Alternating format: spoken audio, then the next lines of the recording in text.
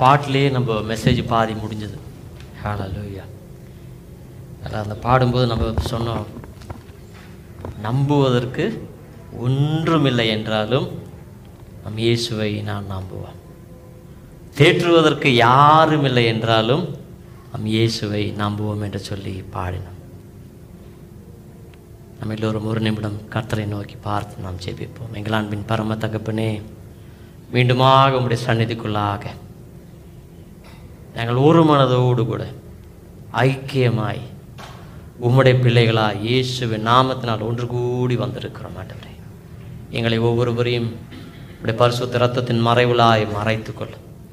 எங்களுக்காய் நீர் ஆயத்தம் பண்ணி வைத்திருக்கிற வெளியேறப்பட்ட உம்முடைய மன்னாவுக்காய் நாங்கள் நன்றி செலுத்துகிறோம். ஆண்டவரே, இன்றைய தினம் நாங்கள் கேட்ட சாட்சியை போல ஒவ்வொருவரையும் விசேஷித்த விதமாய் நீர் தொடப்போகிறீர்.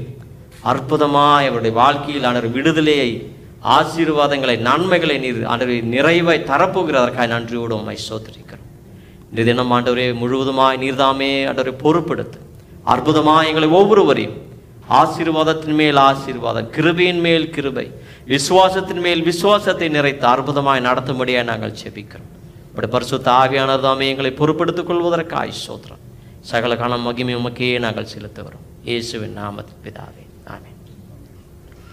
மார்க்கின் சுவிசேஷம் 5வது அதிகாரம் அதனுடைய 25 முதல் 34 வரையுள்ள வசனங்களை நான் வாசிக்கிறேன். கவனமாய் கேளுங்கள்.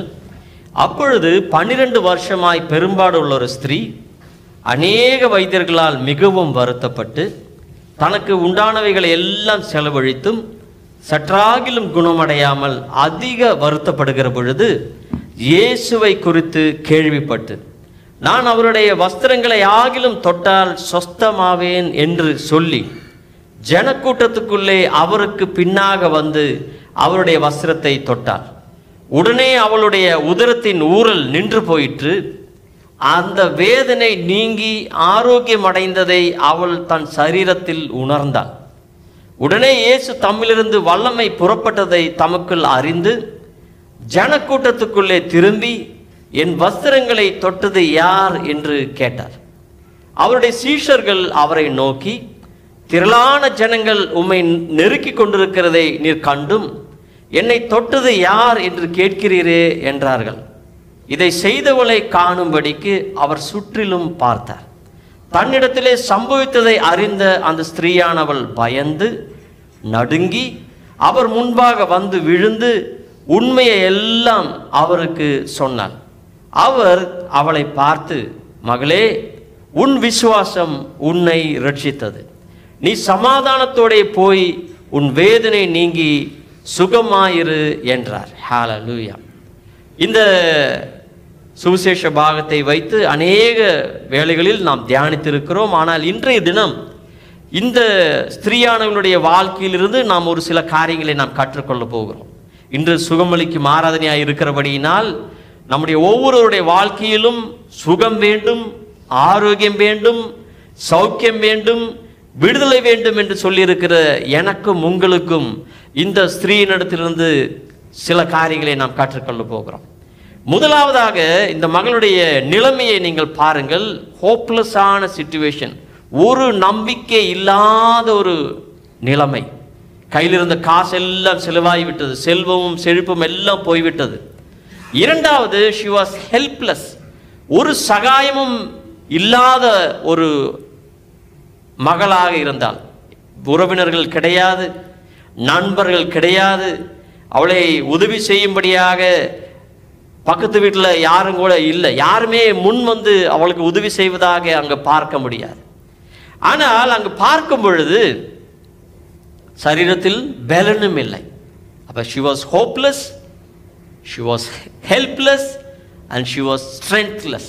அவளுக்கு பலனும் இல்லை, நம்பிக்கையும் இல்லை, சகாயமும் இல்லை என்ற ஒரு நிலைமை இருந்தது. ஆனால் ஒரு காரியம் அவளிடத்தில் இருந்தது. என்ன இருந்தது என்று சொன்னால், அவளுடைய சரீரத்தில் ஜீவன் இருந்தது. எல்லாரும் சொல்லுங்கள், ஜீவன் எனக்கு இருந்தது.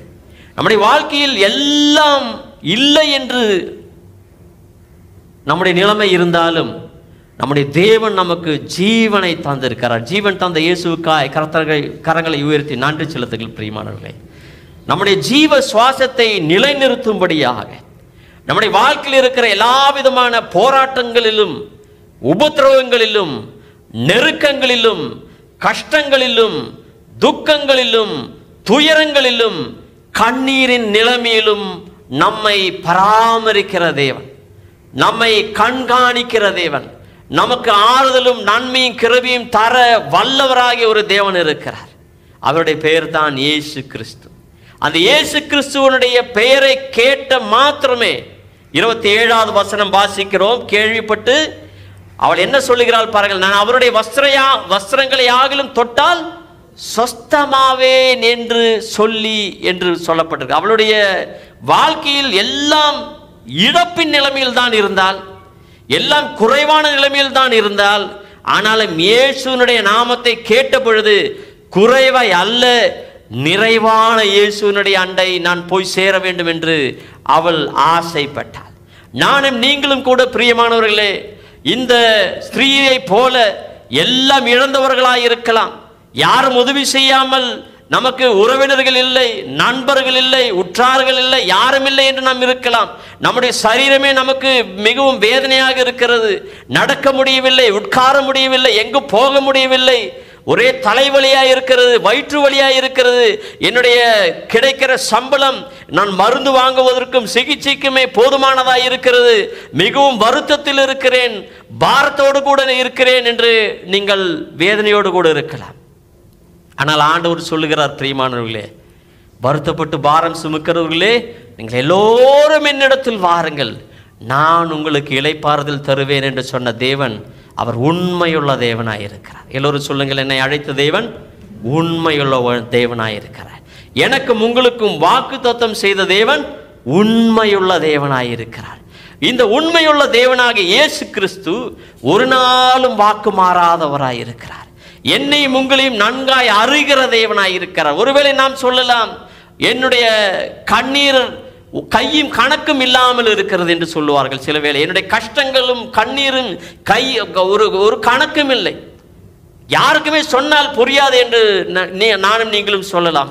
ஆராதனைக்கு மத்தியில் அருமையான சகோதரன் சுரேஷ் அவர்கள் சொன்னார்கள், நம்முடைய கண்ணீர் எல்லாம் தேவன் துருத்தியில் பத்திரப்படுத்தி வைத்திருக்கிறார். சங்கீதங்களின் புஸ்தகம் 56வது அதிகாரம் 8வது வசனம். அதோடு கூட அது நீங்க சேர்த்து வாசித்து பாருங்கள். நம்முடைய கண்ணீரின் கணக்கு அவரிடத்தில் அல்லவோ இருக்கிறது என்று சொல்லப்படும். ஒருவேளை உங்களுக்கு கண்ணீரின் கணக்கு தெரியாமல் இருக்கலாம், எனக்கு தெரியாமல் இருக்கலாம். ஆனால் நாம் சிந்துகிற ஒவ்வொரு துளி கண்ணீரையும் அவர் கணக்கு வைத்திருக்கிறார். எல்லாருக்கும் நன்றி செலுத்த முடியுமா?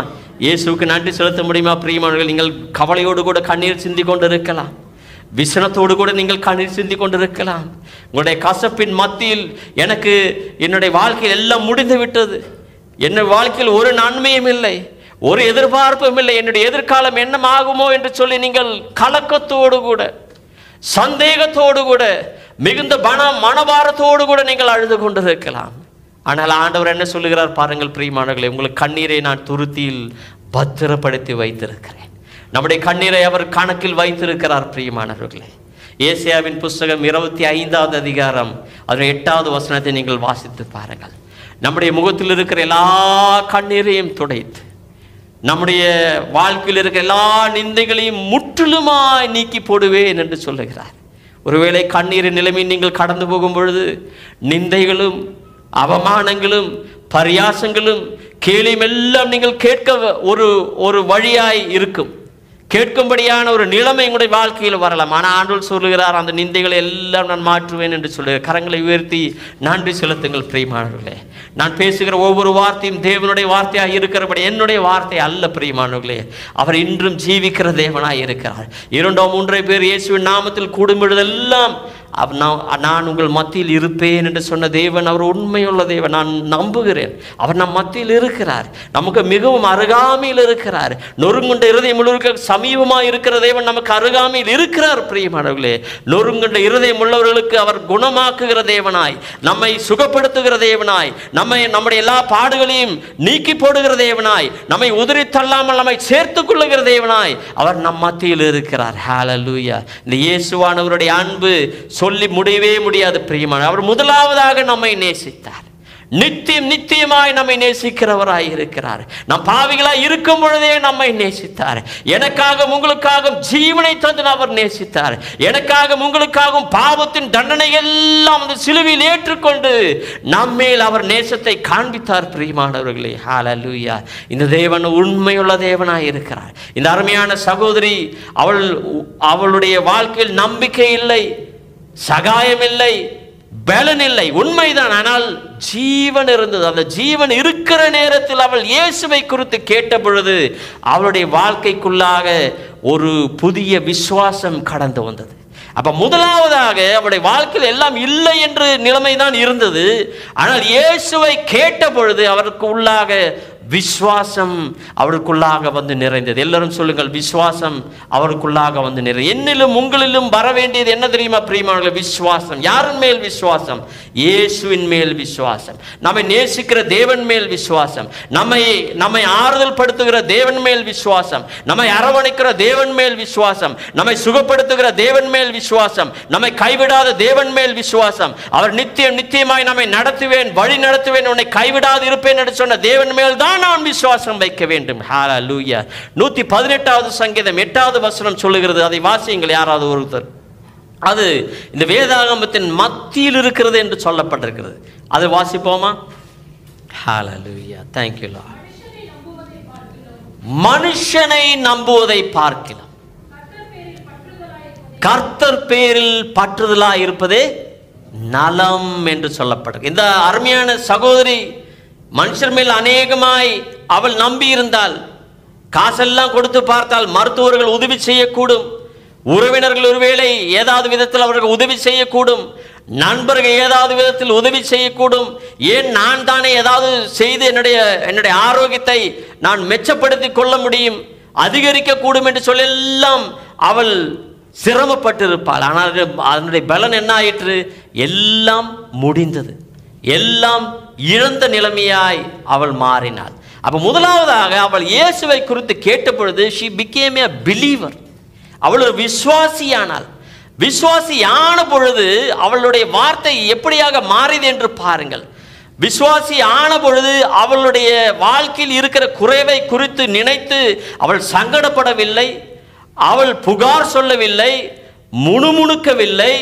அவருடைய மற்றவர்களுடைய குற்றங்களையும் குறைகளையும் எனக்கு உதவி செய்ய யாரும் இல்லை, நான் நன்றாக இருந்த பொழுது இவர்கள் எல்லோரும் உதவி செய்தேன், எனக்கு இப்பொழுது யாரும் உதவி செய்யலை என்று சொல்லி அவள் யாரை குறித்தும் குறை சொல்லவில்லை. மாறாக நான் இயேசுவண்டை நான் கடந்து போய் அவருடைய வஸ்திரத்தை ஆகிலும் தொடப்போகிறேன் என்று சொல்லி அவள் ஒரு நல்ல விசுவாசத்தின் வார்த்தையை பேசினாள் என்று நாம் பார்க்கிறோம். நானும் கூட நீங்களும் கூட இயேசுவண்டை கடந்து வரும் பொழுது விசுவாசத்தோடு கூட கடந்து வரும். எல்லாரும் சொல்லுங்கள், விசுவாசத்தோடு கூட நான் கடந்து வருவோம். எப்படி விசுவாசத்தோடு கடந்து வர வேண்டும்? நம்முடைய சிந்தைகளில், நம்முடைய எண்ணங்களில், நம்முடைய வார்த்தைகளில், நம்முடைய செயல்களில் நாம் விசுவாசத்தை வெளிப்படுத்த வேண்டும். பிரியமானவர்களே, மனதில் ஒன்றை வைத்துக்கொண்டு வெளியில் ஒன்று பேச முடியாது. மனதில் என்ன இருக்கிறதோ, உள்ள என்ன இருக்கிறதோ அதுதான் வெளியில வரும்.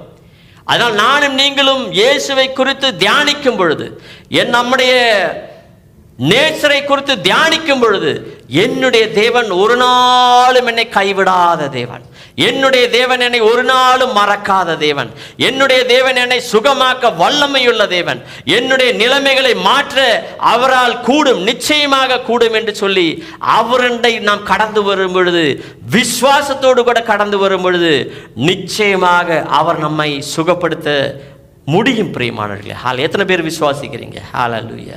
தர்மையான இவாஞ்சலின் மகளுடைய அந்த நீங்கள் கேட்டீர்கள், இந்த நாங்கள் பாஸ்டர்லாம் ஹெல்ப் பண்ணோம் எல்லாம் சொன்னாங்க. நாம் எல்லாரும் ஹெல்ப் பண்ணோம், ஜெபம் பண்ணோம், எல்லாம் பண்ணாலும் சுகம் தருகிறவர் யார் பிரியமானவர்களே? இயேசு கிறிஸ்து. இயேசுவுக்கு தான் சகல கனமும் மகிமையும் நாம் செலுத்த வேண்டும்.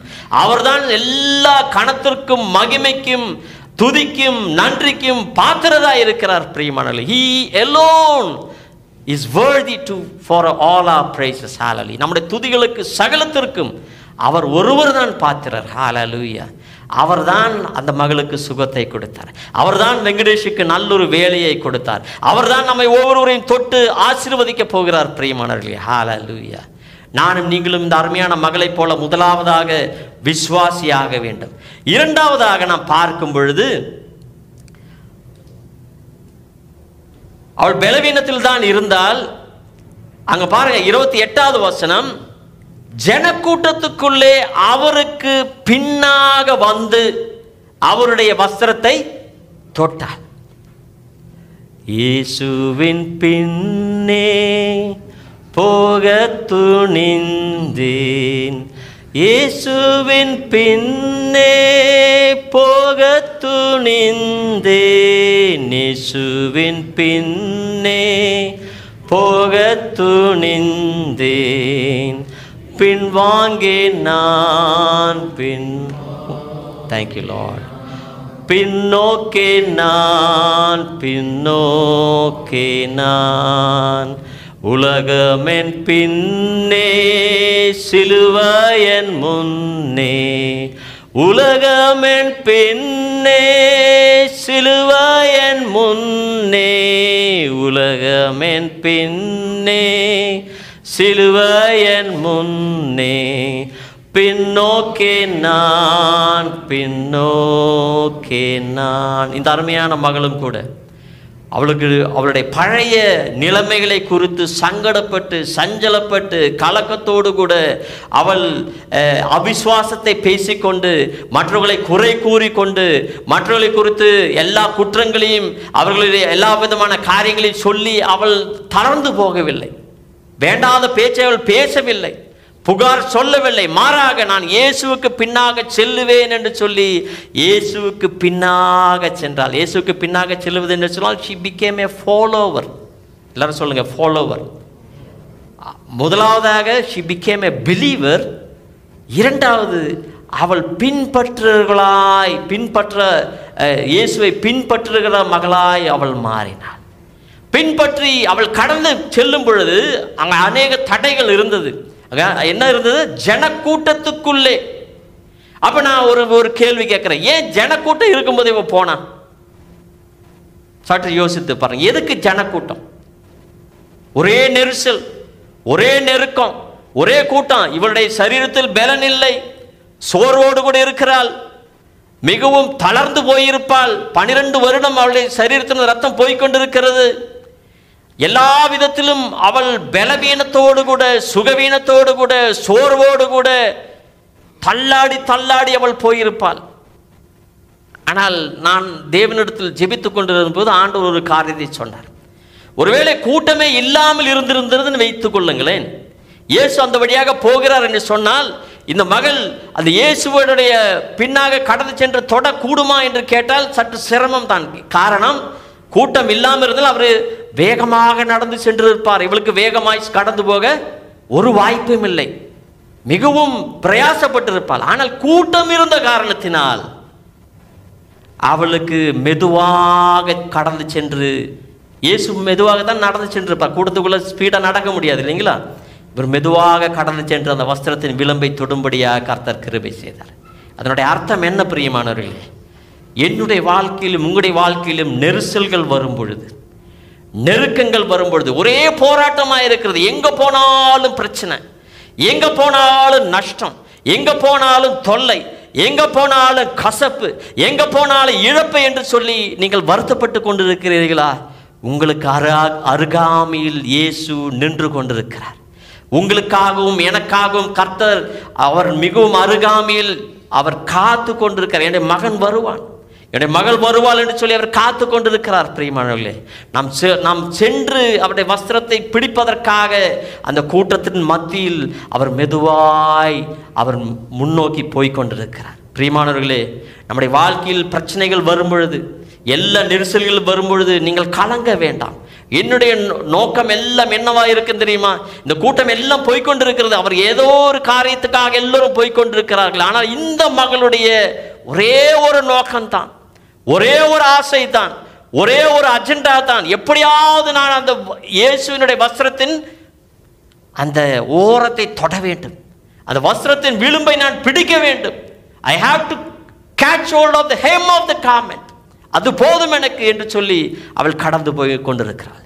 நானும் நீங்களும் கூட என்ன பிரச்சனையானாலும் சரி, என்ன போராட்டமானாலும் சரி, என்ன சோதனையானாலும் சரி, இயேசுவினுடைய பிரசன்னம் இல்லாமல் என்னுடைய வாழ்க்கையில் ஒன்றும் வேண்டாம் என்று நானும் நீங்களும் இன்று நிச்சயிப்போம் என்று சொன்னால், நம்முடைய வாழ்க்கையில் ஒரு குறையும் இல்லாதபடிக்கு தேவன் எல்லா குறைவையும் நிறைவாக்க அவர் வல்லவராயிருக்கிறார். பிரியமானவர்களே, ஹல்லேலூயா. ஒருவேளை கடன் பிரச்சனையோடு கூட இருக்கலாம், வியாதியின் பிரச்சனையோடு கூட இருக்கலாம், சமாதானம் இல்லை, சந்தோஷம் இல்லை, என்னுடைய வாழ்க்கையில் நெருக்கங்கள், குறைகள், சிறைகள் என்று சொல்லி அநேக பிரச்சனைகளோடு நீங்கள் இருக்கலாம். ஆனால் நானும் நீங்களும் இன்று தீர்மானிப்போம் என்று சொன்னார், இன்று நம்முடைய வாழ்க்கையில் ஒரு உறுதியான ஒரு தீர்மானம் நாம் எடுப்போம் என்று சொன்னால், இயேசுவினுடைய பிரசன்னத்தில் நான் நிச்சயமாக நான் இருப்பேன். இயேசுவின் பிரசன்னத்தில் தான் எனக்கு சந்தோஷம் உண்டு, இயேசுவின் பிரசன்னத்தில் தான் எனக்கு ஆனந்தம் உண்டு, இயேசுவின் பிரசன்னத்தில் தான் எனக்கு விடுதலை உண்டு, இயேசுவின் பிரசன்னத்தில் தான் எனக்கு ஆசீர்வாதமும் என்னுடைய வாழ்க்கையில் இருக்கிற சுகமும் பலனும் ஆரோக்கியம் எனக்கு கிடைக்கும் என்று சொல்லி நானும் நீங்கள் சொல்வோம் என்று சொன்னால், அது நிச்சயமாக நம்முடைய வாழ்க்கையில் கர்த்தர் நிறைவேற்றுவார். பிரியமானவர்களே, ஹல்லேலூயா. இந்த மகளும் அப்படியாக தான் செய்தாள். she was a believer, she was a follower. மூன்றாவது பார்க்கும் பொழுது அவள் கடந்து சென்று அவருடைய வஸ்திரத்தை தொட்டாள் என்று பார்க்கிறோம். அப்படி என்றால் அவரோடு கூட நெருங்கி உறவு கொள்ள வேண்டும், அவரோடு கூட நெருங்கி சேர வேண்டும் என்று சொல்லுகிறதான ஒரு ஆசை. அப்படி என்றால் நான் சீஷையாக இருக்க வேண்டும், நான் சீடனாக இருக்க வேண்டும். I want to become a disciple. நான் அவரை நம்புகிறேன், உண்மைதான், நான் அவரை பின்பற்றுகிறேன், உண்மைதான். அது போதாது பிரியமானவர்களே, அவருடைய அருகாமையில் இருக்கும்படியாக, அவரோடு கூட மிகவும் நெருங்கி சேரும்படியாக we have to have an intimate relationship with him. அதுதான் discipleship. பிரியமானவர்களே, அவருடைய சீடனாக சீஷியாக நாம் மாற வேண்டும் என்று சொன்னால், அவருடைய வஸ்திரத்தை பிடிக்கிற விதமாய் மிகவும் அருகாமையில் நாம் கடந்து செல்ல வேண்டும். சற்று யோசித்து பாருங்கள். மிகவும் தளர்ந்து போன ஒரு ஸ்திரீ, மிகவும் சோரோடு கூட இருக்கிற ஸ்திரீ, மிகவும் சுகவீனத்தோடு கூட இருக்கிற ஸ்திரீ எப்படி அந்த வஸ்திரத்தின் விளிம்பை தொட்டிருப்பாள் என்று யோசித்து பாருங்கள்.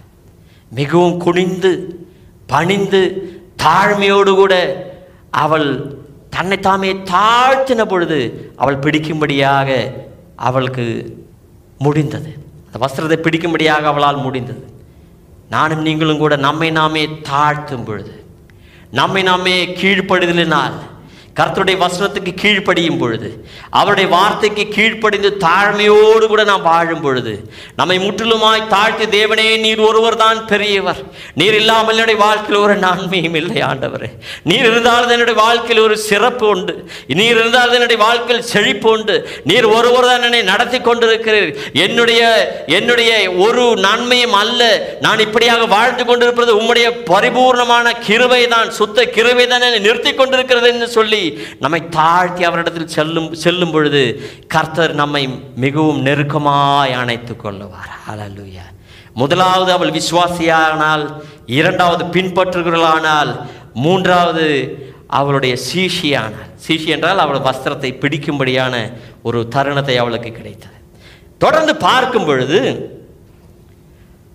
அவள் பிடித்த உடனே அவளுக்கு என்ன கிடைத்தது என்று பாருங்கள். உடனே அவளுடைய உதரத்தில் ஊறல் நின்று போயிற்று. இம்மிடியட்லி. அப்போ நானும் நீங்களும் விசுவாசம் இருந்தால் இம்மிடியட்டா நிற்குமா? நிற்காது. வெறும் அவர்களை பின்பற்றுகளா இருந்தால் நிற்குமா? நிற்காது. அவரோடு கூட ஒன்று சேரும் பொழுது, மிகவும் கிட்டி சேரும் பொழுதுதான் அந்த அனுபவம் எனக்கும் உங்களுக்கும் கிடைக்கும். பிரியமான, நானும் நீங்களும் இன்று ஜெபிக்கும் பொழுது நிச்சயமாக நம் விசுவாசிகளாய் மட்டுமல்ல, நாம் அவரை பின்பற்றுகளாய் மட்டுமல்ல, அவருடைய சீடனாய், அவருடைய சீஷியாய், ஆண்டவரே நான் மாறுகிறேன் ஆண்டவரே, நான் நீங்கள் என்ன சொன்னாலும் சரி, நான் உம்மோடு கூட கிட்டி சேர்ந்து நான் வருவேன் ஆண்டவரே என்று சொல்வீர்கள் என்று சொன்னால், உங்களுடைய வாழ்க்கையில் நிச்சயமாக 100க்கு 100 இன்றைய தினம் நீங்கள் சுகத்தை பெறப்போகிறீர்கள். 100க்கு 100 உங்களுடைய பிரச்சனைகளுக்கு பதிலை பெறப்போகிறீர்கள். எல்லா விசுவாசிகள் மட்டும் ஆமீன் சொல்லுங்கள் பிரியமானவர்களே. 100க்கு 100 உங்களுடைய வாழ்க்கையில் எல்லா காரியங்களும் அவர் மாற்றி அமைக்க அவரால் கூடும் பிரியமானவர்களே. அவரால் கூடாதது ஒன்றுமில்லை. மனிதர்களால் கூடாதது, ஆனால் தேவனால் கூடாத காரியம் ஒன்றுமில்லை. ஹல்லேலூயா. உடனே அவளுடைய உதரத்தின் ஊறல் நின்று போயிற்று. அந்த வேதனை நீங்கி ஆரோக்கியம் அடைந்ததை அவள் தன் சரீரத்தில் உணர்ந்தால். You are going to experience your miracle today. Hallelujah. உங்களுடைய அற்புதங்களை, அதிசயங்களை இன்றைய தினம் நீங்கள் உணரப் போகிறீர்கள் பிரியமானவர்களே. ஹல்லேலூயா. தொடர்ந்து பாருங்கள். உடனே இயேசு தம்மிலிருந்து வல்லமை புறப்பட்டதை தமக்குள் அறிந்து ஜனக்கூட்டத்துக்குள்ளே திரும்பி என் வஸ்திரங்களை தொட்டது யார் என்று கேட்டார். சீஷர்கள் அவரை நோக்கி திரளான ஜனங்கள் நம்ம வாசித்த இல்லைங்களா? அப்போ அங்க பாருங்க, செய்தவளை காணபடி சுற்றிலும் பார்த்தார். 33வது வசனம் பார்த்தோம்னா, தன்னிடத்திலே சம்பவித்ததை அறிந்த அந்த ஸ்திரீயானவள் பயந்து நடுங்கி அவர் முன்பாக வந்து விழுந்து உண்மையெல்லாம் அவருக்கு சொன்னாள். இப்ப பாருங்க, விசுவாசி, பின்பற்றுகிறவள், அப்புறம் சீஷி, அடுத்ததாக பார்த்துக்கினாக்கா நன்மைகளை பெறுகிறவராக இருந்தால், பெற்றுக்கொள்ளுகிறவராக இருந்தால். அது மட்டுமல்ல, அதோடு கூட அவள் ஜீவனுள்ள சாட்சியாய் அவங்க நின்றாள். தேவனுடைய நாமத்தை மகிமைப்படுத்துகிற சாட்சியா என்றால். இந்த சபையில் பாஸ்ரையா ஜெபித்த காரணமாக இங்கு நாம் ஜெப ஆராதனையின் நேரங்களில் ஜெபிக்கிறோம், அநேக காரியங்களுக்காக ஜெபிக்கிறோம். எத்தனை வேளை நம்முடைய வாழ்க்கையில் கர்த்தர் அற்புதம் செய்திருக்கிறார், எத்தனை வேளை கர்த்தர் நம்முடைய வாழ்க்கையில் பதில் தந்திருக்கிறார், எத்தனை வேளை நாம் வேண்டிக் கொண்டதை காட்டிலும், நினைத்ததை காட்டிலும், நம்முடைய ஜெபத்தை நாம் ஜெபிப்பதை காட்டிலும், நம்முடைய அருகதையை காட்டிலும் அவர் பெரிய காரியங்களை செய்திருக்கிறார்கள் இல்லைங்களா? ஆனால் எத்தனை பேர் நாம் கர்த்தருக்கு நன்றி செலுத்துகிறோம், எத்தனை பேர் கர்த்தரை நாம் துதிக்கிறோம், எத்தனை பேர் கர்த்தருடைய நாமத்தை மகிமைப்படுத்தும்படியாக சாட்சி. என்னுடைய நாமத்தையோ என்னுடைய பெயரையோ பாஸ்டருடைய பெயரை சொல்ல தேவையில்லை பிரியமானவர்களே. ஆனால் இயேசுவினுடைய நாமத்தை உயர்த்தும்படியாக எந்த இடங்களில் எல்லாம் நாம் சொல்லுகிறோமோ அந்த இடங்களில் அற்புதம் நடக்கும் பிரியமானவர்களே. ஹல்லேலூயா. ஏன் இயேசுவானவர் இந்த எனக்குள் அந்த வல்லமை புறப்பட்டதை தமக்குள் அறிந்து ஜனக்கூட்டத்துக்குள்ளே திரும்பி என் வஸ்திரங்களை தொட்டது யார் என்று ஏன் கேட்டார் சொல்லுங்க பார்க்கலாம். ஏன் நாம் சாட்சி சொல்லணும்? இயேசுவண்டை தொட்டார், சுகமானாங்க, அவருக்கு தெரிஞ்சது. சரி, யாரோ ஒரு மகள் சுகமாயிட்டா அப்படியே போயிட வேண்டியது தானே, போயிருக்கலாம் இல்லையா? ஏன்னா தேவனுடைய சித்தம் என்ன தெரியுங்களா பிரியமானவர்களே? அநேகரை நம்முடைய ஒருவருடைய சுகத்தை வைத்து அநேகருடைய வாழ்க்கையில் விசுவாசம் வர்த்திக்க செய்ய வேண்டும், அநேகருடைய வாழ்க்கையில் விசுவாசத்தை பலப்படுத்த வேண்டும், அநேகருடைய வாழ்க்கையில் ஒரு புதிய நம்பிக்கை உருவாக்க வேண்டும், அநேகருடைய வாழ்க்கையில் நம்முடைய வாழ்க்கையை கண்டு, நம்முடைய சாட்சியை கேட்டு, நம்முடைய வாழ்க்கையில் வந்த மாற்றத்தை கண்டு அவர்கள் இயேசுவை மிகவும் நெருங்கி சேர, கிட்டி சேர, அன்பு கூற அது ஒரு தருணமாய் மாற வேண்டும் என்று சொல்லி கர்த்தர் ஆசைப்படுகிறார். ஹல்லேலூயா. அதனால்தான் அவர் அங்கு நின்று கொண்டு யார் என்னை தொட்டது என்று கேட்டார். அந்த மகள் கடந்த எப்படி நாம் சாட்சி சொல்லணும் மிகவும் பாருங்க, எப்படி மிகவும் மீண்டும் அங்கு பார்க்கும் பொழுது 33வது வசனம், அந்த ஸ்திரீயானவள் பயந்து நடுங்கி அவர் முன்பாக வந்து விழுந்து உண்மையெல்லாம் அவருக்கு சொன்னாள். மிகவும் பணிவோடு கூட, பயபக்தியோடு கூட உண்மையை மட்டும்தான் அவள் சொன்னாள். ஒன்றும் அடிஷனலாக, ஒன்று எக்ஸ்ட்ரா ஃபிட்டிங்லாம் ஒன்றும் வைக்கலை. அதனால் இருக்கிறது போலவே நாம் சொல்ல கற்றுக்கொள்ள வேண்டும். ஆனால் இருக்கிறது சொல்ல வேண்டும். இருக்கிறத அப்புறமா சொல்லிக்கலாம், இன்க்ரிமெண்ட் கிடைக்கிட்ட அப்புறம் சொல்லிக்கலாம், போனஸ் கிடைக்கிட்ட அப்புறம் சொல்லிக்கலாம். ஆனால் புதிய ஒரு பெரிய பொட்டி வாங்குறேன், அந்த பொட்டி வாங்கினதுக்கு அப்புறம் சொல்ல, அப்படிலாம் நாம் நினச்சிட்டு இருந்தால் நம்ம என்றைக்குமே சொல்ல போகிறது கிடையாது. தயவு செய்து உங்களுக்கு கிடைக்கிற நன்மைகளை அப்பப்பவே நீங்கள் சொன்னீங்கன்னா என்ன நடக்கும் தெரியுங்களா? உங்களுடைய அந்த சாட்சியை கர்த்தர் பாதுகாத்து பராமரிப்பார். ஹல்லேலூயா. Every miracle will be sealed with the Holy Spirit. ஆவியானவர் அதை முத்திரை செய்து அதை பத்திரப்படுத்துவார். ஹல்லேலூயா. பரிசுத்த இரத்தத்தால் முத்திரை செய்து அதை பத்திரப்படுத்துவார்.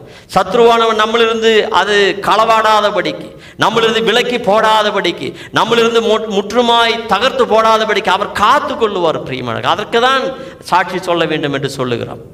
சரிங்களா?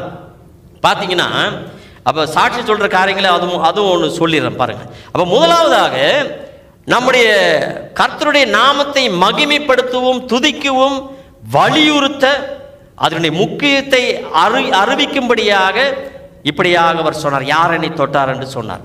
150வது சங்கீதம் 6வது வசனம், சுவாசமுள்ள யாவும் கர்த்தரை துதிப்பதாக. இப்போ யாரெல்லாம் சுவாசம் விட்டுருக்கீங்க?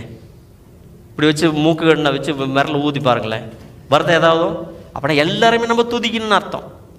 ஹல்லேலூயா. 1 கொரிந்தியர் 10வது அதிகாரம் 31வது வசனம் சொல்லுகிறது, என்ன புசித்தாலும் குடித்தாலும் எதை செய்தாலும் எல்லாவற்றிலும் தேவனுடைய நாமத்தை நாம் மகிமைப்படுத்த வேண்டும் என்று சொல்லிருக்கு. 22வது சங்கீதம் 3வது வசனம், இஸ்ரவேலின் துதிகளுக்குள் வாசமாயிருக்கிறவர் நம்முடைய பரிசுத்தர். ஹல்லேலூயா. அப்போ நம்முடைய மத்தியில் கர்த்தர் வாசமான சத்ருவானன் வர முடியுமா? வர முடியாது. அதனால் நாம் கர்த்தரை துதிக்க கற்றுக்கொள்ள வேண்டும். ஏசாயா 61வது அதிகாரம் 3வது வசனம் சொல்லுது, சீயோனிலே துயரப்பட்டவர்கள் சீர்படுத்துவதற்காக சாம்பலுக்கு பதிலாக அவர் என்ன தருகிறாராம்? சிங்காரத்தை தருகிறார். துயரத்துக்கு பதிலாக ஆனந்த தைலம் தருகிறார். ஒடுங்கின் ஆவிக்கு பதிலாக துதியின் உடையை தருகிறார். இப்போ ஜனக்கூட்டத்திற்கு விசுவாசம் பலப்படுத்துவதற்காக நாம் சாட்சி சொல்லணும். அதுபோல சாட்சி சொல்றது மிகவும் பணிவோடு கூட பயபக்தியோடு கூட உண்மையை மட்டும் நாம் பேசணும். அதோடு கூட வேறொரு காரியத்திற்காக கூட அவர் அப்படியாக இயேசுவானவர் செய்தார். ஏன்னா பாருங்களேன், 34வது வசனம், அவர் அவளை பார்த்து, மகளே, உன் விசுவாசம் உன்னை ரட்சித்தது. பாருங்க, அவருடைய விசுவாசத்தை கனப்படுத்தும்படியாக, நீ வெறும் ஒரு விசுவாசியாய் இருந்தாய், வெறும் ஒரு பின்பற்றுகளாய் இருந்தாய், வெறும் ஒரு சீஷியாய் இருந்தாய், வெறும் ஒரு சாட்சியாய் இருப்பது மட்டுமல்ல, நீ இன்று முதல் நீ என்னுடைய மகளாய் இருக்கிறாய் என்று சொன்னார். யோசித்து பாருங்கள் பிரியமானவர்களே, நானும் நீங்களும் யோவானுடைய சுவிசேஷம் 1வது அதிகாரம் 12வது வசனம் நீங்கள் வாசிக்கும் பொழுது, நானும் நீங்களும் இயேசுவை விசுவாசிக்கும் பொழுது நானும் நீங்களும் இயேசுவினுடைய பிள்ளைகளாகும்படியாக அதிகாரம் நமக்கு கொடுக்கப்பட்டிருக்கிறது என்று சொல்லப்பட்டிருக்கிறது. அப்போ நானும் நீங்களும் அவருடைய பிள்ளைகளாய் ஆக வேண்டும் என்று சொன்னால், முதலாவது அவரை விசுவாசிக்க வேண்டும், 2வது அவரை பின்பற்ற வேண்டும், 3வது அவருக்கு சாட்சியாக எப்பொழுது நாம் நிலை கொள்ள வேண்டும், 4வது அவருடைய பிள்ளைகளான விதத்தில் பேசவும் ஜீவிக்கவும், நம்முடைய வாழ்க்கை முறை செய்கை முறை எல்லாம் அவருடைய வார்த்தையின்படியாக பரிசுத்தமாய் தாழ்மையோடு கூட மிகவும் பக்குவத்தோடு கூட இரக்கத்தோடு கூட மன உருக்கத்தோடு கூட நாம் ஜீவிப்போம் என்று சொன்னால் கர்த்தர் நம்முடைய வாழ்க்கையை ஆசீர்வாதமாய் அனுகிரகமாய் மாற்றுவார். பாருங்க, அவருடைய விசுவாசத்தை கனப்படுத்தவும் அவளை உற்சாகப்படுத்தும். என்ன உற்சாகப்படுத்தினா பாருங்க, அவளுக்கு சுகம் மட்டும் வேணும் தான் வந்தான், ஆனால் விசுவாசம் உன்னை ரட்சித்தது என்று சொன்னார். அது கூடாமல் உன் வேதனை நீங்கி சுகமாயிரு என்று சொன்னார். ஹல்லேலூயா. 3வது யோவான் 2வது வசனம், உன் ஆத்துமா வாழ்வது போல எல்லாவற்றிலும் வாழ்ந்து சுகமாக இருக்க வேண்டும் என்று கர்த்தர் விரும்புகிறார் பிரியமானவர்களே. அப்போ நானும் நீங்களும் இந்த ஸ்திரீயை போல நம்முடைய வாழ்க்கையில் இருக்கிற வேண்டாத நிலைமைகளை, வேதனை நிலைமைகளை சொல்லி கொண்டு இருப்பதை காட்டிலும் எல்லாவற்றையும் தவிர்த்து விட்டு, என்னுடைய தேவனிடை நான் போகும்பொழுது எனக்கு ஒரு சுகம் கிடைக்கும், என்னுடைய தேவனிடை நான் போகும்போது ஒரு பலன் எனக்கு கிடைக்கும், என்னுடைய தேவனிடை போகும்பொழுது ஒரு விடுதலை எனக்கு கிடைக்கும் என்று சொல்லுகிறவர்கள், நம்புகிறவர்கள் தயவு செய்து எழுந்து நில்லுங்கள். ஏனென்று சொன்னால், இந்த ஸ்திரீயானவள் சுகத்திற்காக தான் வந்தாள், ஆனால் அவள் கடந்து போகும் பொழுது she received a complete blessing, full package அவளுக்கு கிடைத்தது. வெறும் சுகம் மட்டுமல்ல, அவள் மகளாய் மாறினாள். மகளாய் ஏற்றுக்கொண்டாள் சொன்னால் அவளுக்கு தகப்பன் கிடைத்தாயிற்று. இயேசுவானவர் தகப்பனாகிவிட்டார். அது கூடாமல் அவளுக்கு சமாதானம், சுகம், ரட்சிப்பு எல்லாவற்றையும் அவர் சேர்த்து கொடுத்தார் என்று பார்க்கிறோம். நானும் நீங்களும் இந்த நேரத்திலும் கூட இயேசுவண்டை கடந்து வரும் பொழுது விசுவாசத்தோடு கூட கடந்து வருவோம் பிரியமானவர்களே. நான் பின்பற்றுவேன் என்று சொல்லி ஒரு தீர்மானத்தோடு கூட கடந்து வாருங்கள்.